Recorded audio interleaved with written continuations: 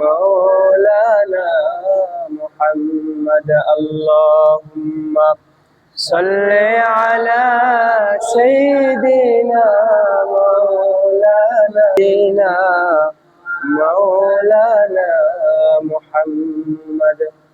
আলহামদুলিল্লাহ, আল্লাহ সুবহানাহু ওয়া তাআলার দরবার শুকরিয়া যে রব্বুল আলামিন আমাদেরকে আজকের জুমার নামাজে আলোচ্য বিষয়ের আলোচনা শোনা, ইবাদত করা, জুমার নামাজ আদায় করার মতো অপরচুনিটি দিয়েছেন বলে আলহামদুলিল্লাহ।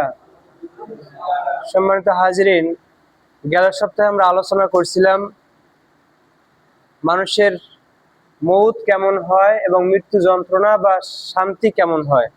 অর্থাৎ মুমিন হলে তার মৃত্যুটা কত সুন্দর হয় আর খারাপ মানুষ হলে তার মৃত্যুটা কত কঠিন হয়, এই বিষয়ে আলোচনা করছিলাম। আজকের আলোচ্য বিষয় হচ্ছে মানুষ মরার পরে যে কবরে যায় সে কবরের পরিচয় এবং কবরের আযাব ও শান্তি সম্পর্কে। অর্থাৎ ভালো মানুষের কবরটা কেমন হবে আর খারাপ মানুষের কবরটা বা কবরের জিন্দেগিটা কেমন হবে, এই সম্পর্কে আলোচনা করব। মা তাওফিক ইল্লা বিল্লাহ। সম্মানিত হাজিরিন, আল্লাহ সুবহানাহু ওয়া তাআলা বলছেন, ওয়ালা তুসাল্লি আলা আহাদিম মিনহুম মাতা আবাদান ওয়ালা তাকুম আলা কবরি ইন্নাহুম কাফারু বিল্লাহি ওয়া রাসূলিহি ওয়া মাতু ওয়া হুম ফাসিকুন। হে রাসূল সাল্লাল্লাহু আলাইহি সাল্লাম, আপনি ওই সমস্ত লোকদের কবরের পাশে দাঁড়াবেন না যে সমস্ত মানুষগুলো মৃত্যুবরণ করেছে কুফরের উপরে, অর্থাৎ খারাপ অবস্থায় মৃত্যুবরণ করেছে এবং আল্লাহ এবং আল্লাহর রাসূলের সাথে কুফর করেছে আর মৃত্যুবরণ করেছে ফাসিকি মৃত্যু। এই সমস্ত মানুষগুলোর কবরের পাশে আপনি দাঁড়াবেন না। সম্মানিত হাজিরিন, এই আয়াত থেকে আমরা বুঝি যে আল্লাহ সুবহানাহু ওয়া তাআলার বিরুদ্ধাচরণ করা, রাসূলুল্লাহ সাল্লাল্লাহু আলাইহি সাল্লামের আনুগত্য না করা এবং ফাসিকি মৃত্যু হলে আল্লাহ তার উপরে কখনোই সন্তুষ্ট থাকেন না। সেজন্য আমাদেরকে প্রথমে যে কাজটা করতে হবে, আল্লাহর দাসত্ব করতে হবে, রাসূলুল্লাহ সাল্লাল্লাহু আলাইহি সাল্লামের আনুগত্য করতে হবে, আর হচ্ছে আমাদের ফাসিকি মৃত্যু যেন না হয়, ঈমানি মৃত্যু যেন হয়, এই জন্য চেষ্টা করতে হবে, আপ্রাণ চেষ্টা করতে হবে।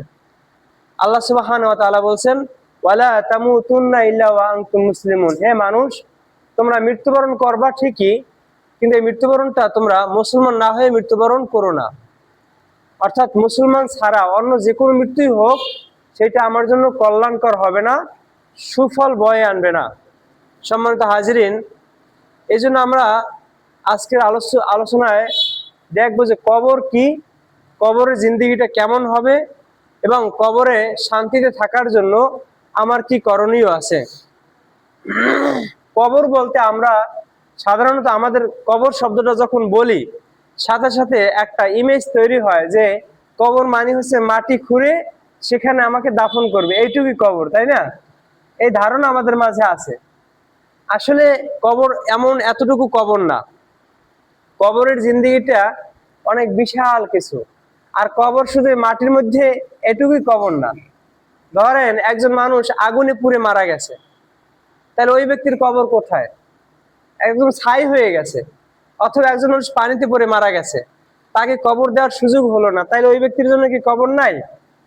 অথবা একজন মানুষ বিমান দুর্ঘটনায় মারা গেছে, এখন ওই ব্যক্তিকে তো কবরস্থ করা হয়নি, তাইলে এই ব্যক্তির জন্য কবরের জিন্দেগিটা কেমন হবে? নাকি ওনার জন্য কোনো কবর নাই? আসল কথা হচ্ছে মানুষের 5টা জগৎ আছে। মানুষ যখন জন্মগ্রহণ করে নেয়, মায়ের উদরে আসার আগে একটা জগতে ছিল, ওইটার নাম এলমে আরহ, আলমে আরহ, রুহের জগৎ। এরপর আসে মায়ের উদরে, ওইটাকে বলা হয় এলমে রেহেম, মানে আলমে রেহেম, মায়ের জগৎ যেটা ওইখানে। এরপর আসে এই বস্তুগত জগতে, অর্থাৎ দুনিয়াতে আসে।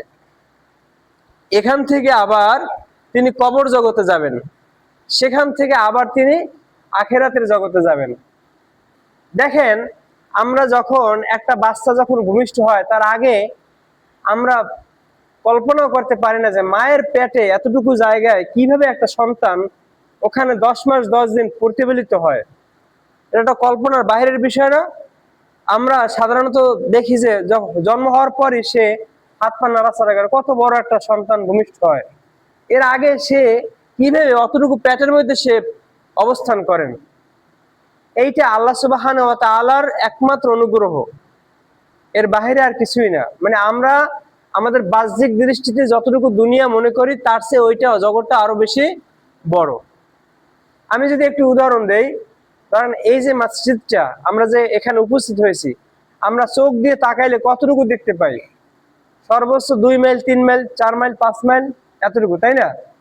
তো এরকম এই কয়েকটা মসজিদের মতো কয়েকশো মসজিদের জায়গা নিয়ে একটা গ্রাম, কয়েকশো গ্রাম, মানে এরকম কয়েকটা গ্রাম নিয়ে একটা ইউনিয়ন, কয়েকটা ইউনিয়ন নিয়ে একটা উপজেলা, কয়েকটা উপজেলা নিয়ে একটা জেলা, কয়েকটা জেলা নিয়ে একটা দেশ, কয়েকটা দেশ নিয়ে একটা পৃথিবী, 200 দেশ নিয়ে একটা পৃথিবী। এই যে 200 দেশ, এই 200 দেশ মাত্র 30% ভূমির মধ্যে অবস্থিত, আর 70% পানি। এবার ভাবেন তাহলে আল্লাহর দুনিয়ায় কতটুকু জায়গা আছে। আমরা আকাশের দিকে যদি এরকম তাকাই তাহলে দেখি যে আকাশ দেখি না একটা, ওইটা কিন্তু আকাশ না, ওটা হচ্ছে মহাশূন্য। ওটা কি? আকাশ হচ্ছে এই মহাশূন্যের, অসংখ্য মহাশূন্যের উপরে, তার উপরে আকাশ। আমরা চোখে বুঝি কি ওইটাই আকাশ মনে হয়, আসলে ওটা আকাশ না। এই যে পৃথিবীটা, পৃথিবীর চেয়ে 13 লক্ষ গুণ বড় হচ্ছে সূর্যটা। ওই সূর্যের চেয়ে 33 লক্ষ গুণ আছে বড় একটা তারা, একটা নক্ষত্র, একটা তারা, যেই তারা আমরা খালি চোখে দেখি যে একটা ডটের মতো। এরকম 33 লক্ষ গুণের এরকম অসংখ্য 33 লক্ষ নক্ষত্র রাখার মতো মিল্কি ওয়ে আছে, এক একটা জগৎ। এরকম করে করে আল্লাহর সৃষ্টি জগৎ যে কত বিশাল, এটা আমরা কল্পনা করতেও পারবো না। সুবহানাল্লাহ বলবেন না? না বাড়ি যেই বলবেন। সম্মানিত হাজিরিন, তাহলে এই যে আলেমে আরোহ অর্থাৎ রূহের জগতে ছিলাম আমরা, সেখান থেকে আমরা আসলাম কোথায়? মায়ের জগতে, মায়ের পেটে আসলাম। মায়ের পেট থেকে আসলাম এই দুনিয়াতে। দুনিয়াতে আসার পর যখন আমাদের বিবেক কাজ করা শুরু করলো, তখন আমরা ভাবলাম যে এই দুনিয়া থেকে আর কোথায় বা যাবো, আর যাওয়ারও কোনো জায়গা মনে হয় নাই, আর মরলে তো গেলামই, নিথর দেহ, তখন দেহের উপরে আমার অত্যাচার করুক আর মারুক যাই করুক আমার কোনো টেনশন নাই। আসলে ব্যাপারটা এমন না ভাই, ব্যাপারটা সম্পূর্ণরূপে ভিন্ন। সেটা কি? আল্লাহ সুবহানাহু ওয়া তাআলা যখন মালাকুল মাউত আমার কাছে পাঠাইবে আমার রূহটাকে স্থানান্তর করার জন্য, আমরা বলি না মানুষটা ইন্তেকাল করেছে, মারা যাওয়া মানে ইন্তেকাল করছে, মানে হচ্ছে এই এখানে যে রুহুটা ছিল এই রুহুটা অন্য একটা জায়গায় গেছে। সুবহানাল্লাহ, মানে রুহুটা মারা যায় না, রুহু আছে, শুধু এখান থেকে আরেকটা জায়গায় স্থানান্তরিত হয়েছে। জায়গা দুইটা, এখান থেকে যাওয়ার পর দুইটা জায়গায় যাইবে। কয়টা জায়গায়? একটা হচ্ছে ইল্লিয়িন আর একটা হচ্ছে সিজ্জিন। একটা ইল্লিন আর একটা সিজ্জিন। যারা মুমিন হবে তাদেরটা যাবে ইল্লিনে, অর্থাৎ জান্নাতের একটা নাজ নিয়ামত পরিপূর্ণ জায়গায় যাবে। আর যারা সিজ্জিন হবে, যারা জাহান্নামী হবে, তাদেরটা যাবে কোথায়? ওই সিজ্জিনে যাবে। তাহলে যাবে কোন জায়গায়? দুইটা জায়গায় যাবে, একটা হচ্ছে ইল্লিন আর একটা সিজ্জিন। এই গেল দুইটা জায়গা। এবার আসেন ইল্লিন আর সিজ্জিন, এইটা যাওয়ার জন্য প্রথম যে আমাদের স্টেপটা, প্রথম যে জগৎটা, সেটার নাম হচ্ছে কবর। আলমে বারজাক বলা হয় ওটাকে, কবর। এই কবরটা যদি আপনাকে কবরস্থ করাও হয় তো হলো, না হলেও আপনাকে ওই রকম একটা জগতই আল্লাহ রাখবেন।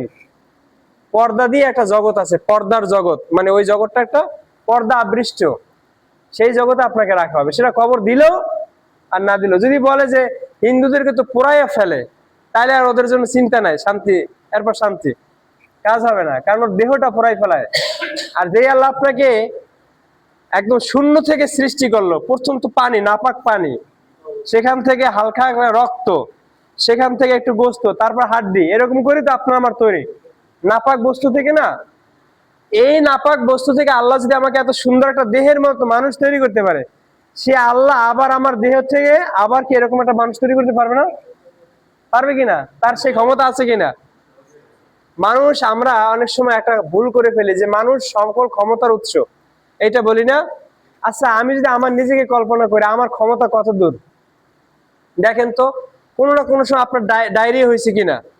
5 বার বাথরুমে গেলে তখন আপনার ক্ষমতার থাকে, তখনই বলে আল্লাহ আমি তোমরা মারা যাব, তো আমার জন্য তোমরা মাপটাপ করে দিও, ক্ষমা করে দিও, এটা বলে না?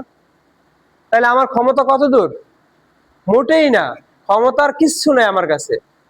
যা আছে সব আল্লাহর দেয়া কিছু নিয়ামত, এই নিয়ামতের শুকরিয়া আদায় করতে হবে। এবার আসেন, আমি যে মৃত্যুবরণ করলাম, আমার রুহটা একটা জায়গায় যাবে, হয় ইল্লিন না হয় সিজ্জিন, অর্থাৎ আলমে বারজাক যেটাকে বলা হয়, কবর। সেখানে যাওয়ার পরে আমি যখন আমাকে দাফন করা হবে, তখন আমি ডেকে ডেকে তাদেরকে বলবো, আমাকে যারা রেখে আসবে তাদেরকে বলবো এভাবে যে, ভাই আমাকে তোমরা কোথায় রেখে যাও, আমি তো এখানে থাকতে পারবো না একা একা। সাধারণত দুনিয়াতে ঘুমাইলে 5 ঘন্টা ঘুমের জন্য আমরা একটা কয়েল ধরাই, অথবা একটা মশারি টানাই, অথবা এমন ভাবে প্রোটেকশন করি যেন আমাকে আমার কানের কাছে মশাটাও ভন ভন না করে, তাই না? মাত্র 5 ঘন্টা বা 4 ঘন্টা ঘুমের জন্য এই আয়োজন আমরা করি। আর ওখানে আমাদেরকে অনন্তকাল থাকতে হবে, কাল কিয়ামত পর্যন্ত, সেই পর্যন্ত আমাকে থাকতে হবে। তো ওই জগৎটায় যখন আমাকে রাখা হবে, রেখে আসা হবে, তখন আমি বলবো যে, ভাই আমাকে তোমরা কোথায় রেখে যাচ্ছ? তোমাদের জন্য তো আমি দুনিয়ায় অনেক কিছু করছি, তাহলে আমাকে একা কেন রেখে যাচ্ছ এখানে? এটা কেমন যেন একটা ভয়ঙ্কর একটা জায়গা, আমাকে এখানে রেখে যেও না, আমাকে তোমরা নিয়ে যাও। কিন্তু দুনিয়ার মানুষ এই শব্দটা শুনতে পায় না, দুনিয়ার মানুষ এই শব্দটা শুনতে পায় না, অথচ ওই রূহ ওইটা বারবার আমাদেরকে ডেকে ডেকে এই কথাগুলা বলতে থাকে, এবং সে খুব কান্নাকাটি করে যে আমাকে এখানে রেখে যেও না। এরপরে আমরা যখন তাকে দাফন করব, তখন তার সামনে 2জন ফেরেশতা চলে আসবে। কবর দাফন করার পর আমরা যখন চলে আসবো, তখন 2জন ফেরেশতা আসবে। 2জন ফেরেশতার চেহারা হবে, চোখ দুটো হবে নীল, নীল বর্ণের চোখ, আর চেহারাটা হবে কালো। এবং যারা মুমিন হবে তাদের কাছে আসবে একটু সাবলীল ভাবে, আর যারা মুমিন না তাদের কাছে আসবে ভয়ঙ্কর ভাবে।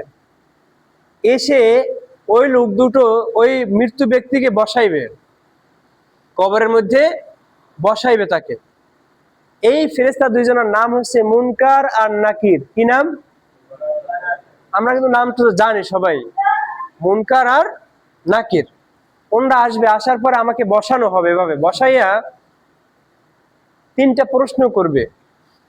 প্রথম প্রশ্নটা হচ্ছে, মার রব্বুকা, এই ব্যক্তি তুমি যে কবরে আসছো, ভালো কথা, আমাদের সাথে তোমার সাক্ষাৎ হইলো, এবার বলো তোমার রবকে।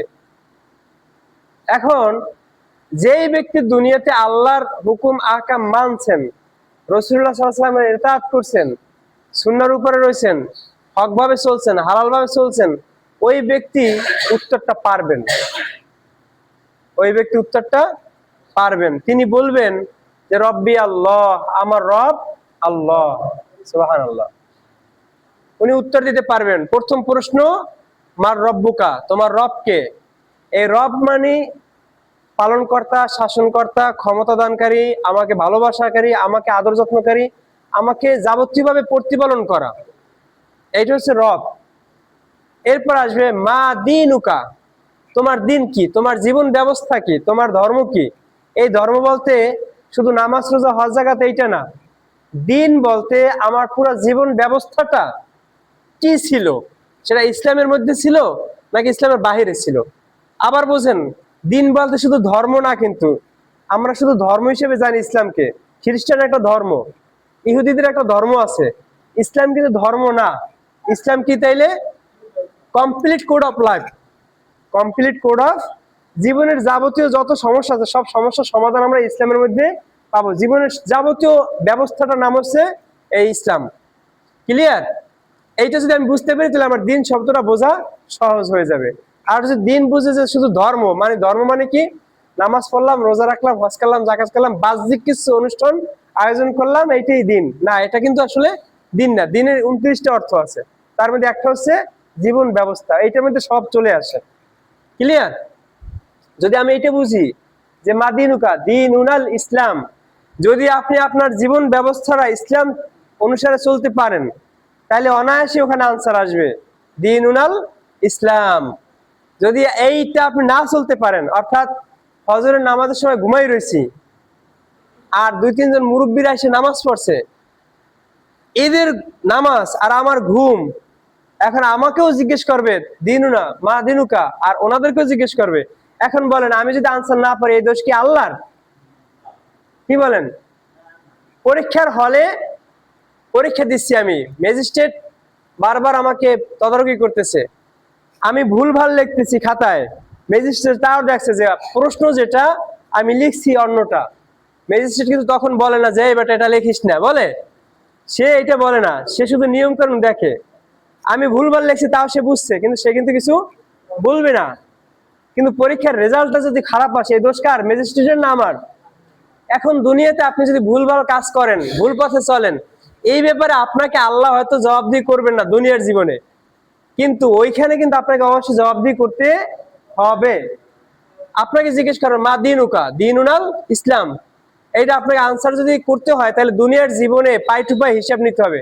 আজীবন দিনের বিরোধিতা করবেন, আলেমদের বিরোধিতা করবেন, কোরআনের বিরোধিতা করবেন, ভালো লাগবে না আইন কানুন, আর মরার পরে দিনুল ইসলাম বলবেন, এত সহজও হবে না। তাইলে আল্লাহর যে ইনসাফিয়াত, এইটা থাকে না। আল্লাহ যে আল্লাহ, সে আল্লাহটা এখানে আর তাহলে থাকে না। আল্লাহ ওখানে ইনসাফ করবে আপনার উপরে। আপনি খারাপ হলে আপনার উপরে মানে জুলুম করা হবে না, আর ভালো হলে তো অবশ্যই আপনি রেওয়ার্ডটা পাবেন। এবার আসেন, পরের প্রশ্ন আসবে, মান হাযিহির রাজুল, এই লোকটি কে? অর্থাৎ আপনার কবরের সাথে এমন একটু খুলে দেওয়া হবে, রাসূলুল্লাহ সাল্লাল্লাহু আলাইহি ওয়াসাল্লামের চেহারা মোবারক ওখানে সেট আপ করা হবে, দেখানো হবে, যে তখন বলা হবে লোকটিকে দেখায় যে এই লোকটিকে তুমি চেনো? যারা মুমিন তারা বলবে হ্যাঁ, এই তো আমাদের রাসূল সাল্লাল্লাহু আলাইহি ওয়াসাল্লাম। তারা আবেগে, উৎসাহ, মানে খুব মজা নিয়ে, ওটা কি বলে, প্রাপ্তি জিনিসকে পাওয়ার পরে যেমন লাগে আর কি, মানে আমার যোগ্যতা অনুসারে যদি কিছু পাই তখন এটা কেমন লাগে, ভালো লাগে না? তখন সে মুমিন খুব আবেগ এবং উৎফুল্লতা নিয়ে বলবে যে হ্যাঁ, এটা আমাদের নবীনা মুহাম্মদ সাল্লাল্লাহু আলাইহি ওয়াসাল্লাম। সুবহানাল্লাহ। সম্মানিত হাজিরিন, কিন্তু যেই ব্যক্তি এই রাসূলুল্লাহ সাল্লাল্লাহু আলাইহি ওয়াসাল্লামের সুন্নাহ অনুসারে চলে না, তার আনিত জীবন ব্যবস্থা যেটা ইসলাম, এই কাজ করে না, আকিমুদ্দিনের কাজ করে না, রেসালাতের কথা শুনতে পারে না, বুঝতে পারে না, এই ব্যক্তি উত্তর দিতে পারবে না। সেটা পরে আসতেছি।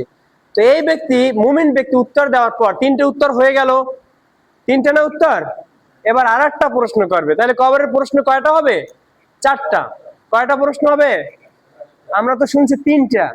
তিনটা তখন হবে যখন আপনি পারবেন, এই পর্যন্ত তিনটা যদি পারেন সব আনসার, তখন ভাইবার জন্য আর একটা প্রশ্ন আপনার জন্য সেট আপ করা হবে। সেটা হচ্ছে, আপনি যে এই উত্তরগুলো দিলেন, উত্তরগুলো পাইলেন কোথায়, আপনি জানলেন কিভাবে? অর্থাৎ আপনি মুমিন মানুষ, আপনাকে ফেরেশতারা জিজ্ঞেস করছে মুনকার নাকির, তিনটা প্রশ্ন। এই মার রব্বুকা, তোমার রবকে, আমার দিনুকা, তোমার দিন কি, আমার নবীকা, তোমার নবী কে, বা এই ব্যক্তিকে। আপনি উত্তর দিতে পারছেন, এখন ফেরেশতারা আবার জিজ্ঞেস করবেন যে এইভাবে আপনি উত্তরটা কিভাবে পাইলেন, পেলেন কোথায়, জানলেন কিভাবে? তখন তিনি বলবেন যে আমি পেয়েছি আল কোরআন থেকে, কিতাবুল্লাহ, এইটা আমি পড়েছি, এখানে আমি পেয়েছি, এবং আমি আল্লাহর উপরে চমৎকার ভাবে বিশ্বাস স্থাপন করেছিলাম। সুবহানাল্লাহ। এভাবেই আমি জানতে পারছি যে এই কবরে আমাকে এভাবে প্রশ্ন করা হবে। এবার আসেন, যখন এই প্রশ্ন চারটা শেষ, ফেরেশতারা বলবে আমরা এটাই জানতাম, তুমি এভাবেই উত্তর দিবে। সুবহানাল্লাহ। ফেরেশতারা আবার এটাকে সত্যায়ন করবে, অ্যাটেস্টেড, হ্যাঁ তুমি এভাবে যে উত্তর দিবে এটা আমরা আগে জানতাম। উত্তর দেওয়া শেষ। এবার 70 গজ পর্যন্ত তার জন্য খুলে দেওয়া হবে। কার জন্য? মুমিন ব্যক্তির জন্য। 70 গজ খুলে দেওয়ার পর দেখবে জান্নাতের একটা দরজা খোলা হয়ে গেছে। সুবহানাল্লাহ। জান্নাতের দরজাটা খুলে দেওয়ার পর তার জন্য সুঘ্রাণ আসতে থাকবে জান্নাত থেকে।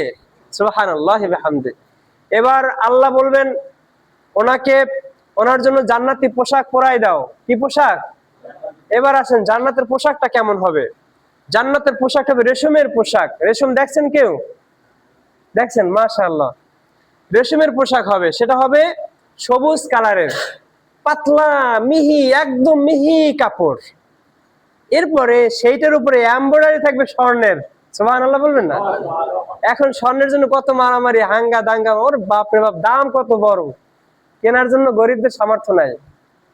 সেই স্বর্ণের এমব্রয়ডারি কিন্তু জামা আপনাকে আল্লাহ পরিধান করাই দিতে বলবেন। চিন্তা করছেন?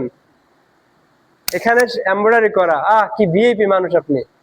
আপনাকে জান্নাতের বিছানা বিছিয়ে দেওয়া হবে, আপনি অনন্তকালের জন্য ওখানে থাকবেন। কিন্তু যখন আপনাকে এগুলো দেওয়া হবে, তখন আপনি বলবেন কি, এই ওই আসরের নামাজের সময় যায়, তাড়াতাড়ি আমাকে একটু সময় দাও, নামাজ পড়বো। অর্থাৎ চোখের সামনে দেখবেন যে সূর্য অস্ত যায় না, ওইটা চোখের সামনে দেখা যাবে যে সূর্যটা অস্ত যায় যায় অবস্থা।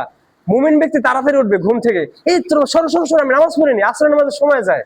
এখন ফেরেশতারা হাসবে মিসকি মিসকি, আরে ভাই দাঁড়ান না, নামাজ তো বহুত পড়ছেন জীবনে, এখন একটু আপনার রেস্ট নেওয়ার সময়। এবার আপনি ঘুমান, কিভাবে ঘুমাবেন? বাসর রাতে দুলা যেভাবে ঘুমায় সেভাবে আপনি এখন ঘুমাইতে থাকেন। সুবহানাল্লাহ, বুঝাইতে পারছি? এবার আপনি ঘুমাইতে থাকবেন অনন্তকাল, কিয়ামত পর্যন্ত, আর জান্নাতের নাজ নিয়ামত ভোগ করতে থাকবেন। এবার আসেন, আর এক শ্রেণীর মানুষ আছে না, যারা দুনিয়াতে খুব সম্মানী ব্যক্তিত্ব, আলহাজ, অমুক আলী তমুক আলী, এরকম লোক আছে না? উনিও মারা গেছেন। উনি মারা যাওয়ার পর ফেরেশতার অভাবেই আসবেন, দুইজন ফেরেশতা আসবেন। ফেরেশতার চেহারা কেমন হবে মনে আছে? বলেন, চোখ কেমন হবে? নীলবর্ণ। চেহারা হবে কেমন? কালো বিটখিট অবস্থা না? এসে ওনাকে বসাইবে, বসানোর পরে জিজ্ঞেস করা হবে মার রব্বুকা। উনি বলবে এটা আবার কি? খায় না, মাথায় দেয়। মার রব্বুকাটা কি? এটা দিয়ে করবো কি আমি? বলবে লাদ্রি, আমি তো জানি না, আমি তো পড়ি নাই, আমি জানি নাই। লাদ্রি, আমি জানি না, I don't know about it. রব কে শব্দটা আমি শুনি নাই। এর রমা দিন উকা, তোমার দিন কি? দিন কি তাও তো আমি জানি না। আমি তো চলছি আমার নিজের মতো, আমার নিজের নকশটাই ছিল আমার দিন, শয়তান ছিল আমার পীর।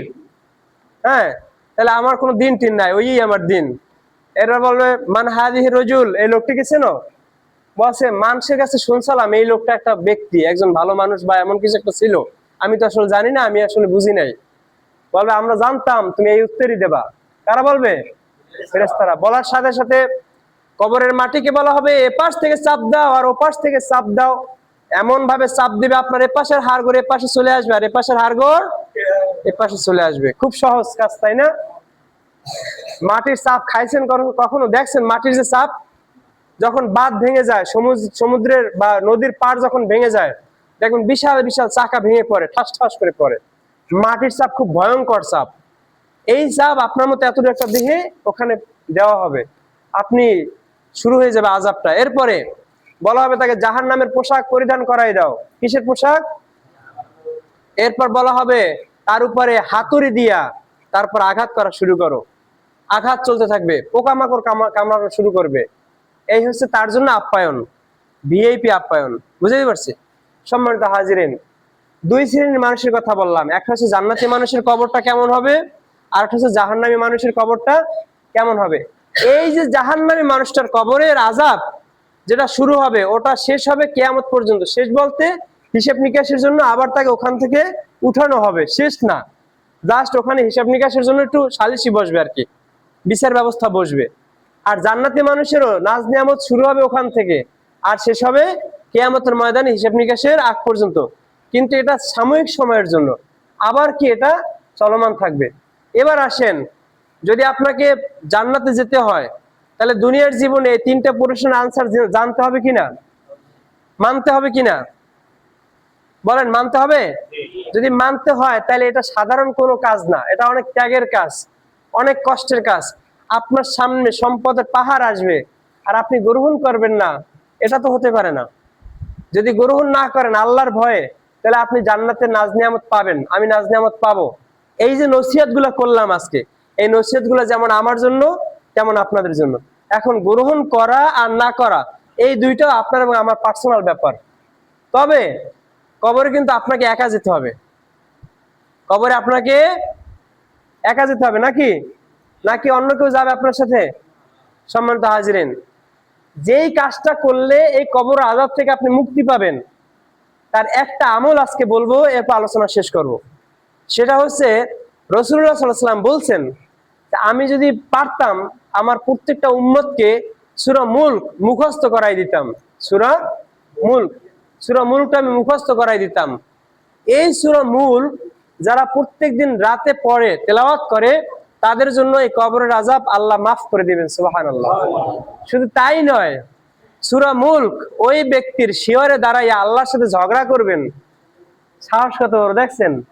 আল্লাহর কথায় আল্লাহর সাথে ঝগড়া করবেন যে আল্লাহ, এই ব্যক্তিকে তুমি জাহান্নামে নিতে পারবা না, কারণ এই যে আব্দুল্লাহ, এই যে আব্দুল হাকিম, আব্দুল কাদের, এই ব্যক্তি দুনিয়ায় এশার নামাজের পর সূরা মুলক তেলাওয়াত করছে, অতএব জান্নাতে ছাড়া একে আমি কোথাও যেতে দিব না। এই ঝগড়া করবে কার সাথে?